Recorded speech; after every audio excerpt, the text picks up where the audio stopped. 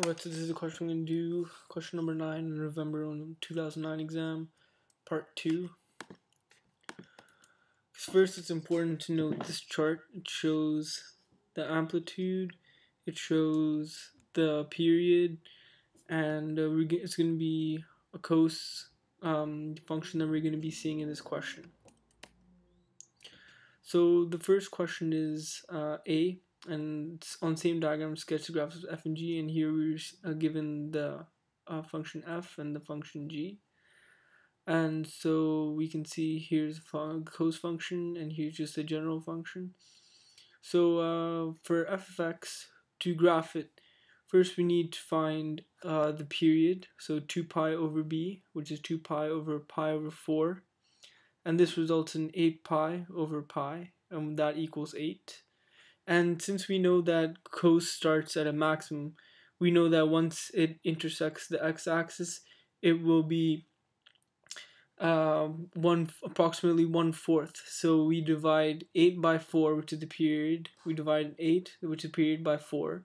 Well, and that will give us 2. And that will approximately be the x value that it intersects the x-axis at. And then for g of x, we just basically factor the function, and we get -5 x minus 8 bracket x minus 2. So we know that it will intersect at x equals 2. So here we will just draw a point. They both intersected 0.20, and we know that g is a parabola, and it opens downwards due to the negative in the function.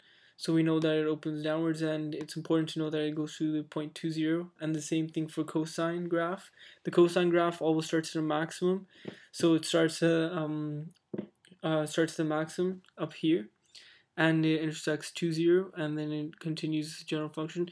On this graph, it's not important to note the height or anything, or the amplitude, because it's not required. Right, so part B. Okay, so the x-intercept that lies between x equals 0 and x equals 3. So this is basically just the same as the previous question. We just find the period, 2 pi over b, that equals 2 pi over 4.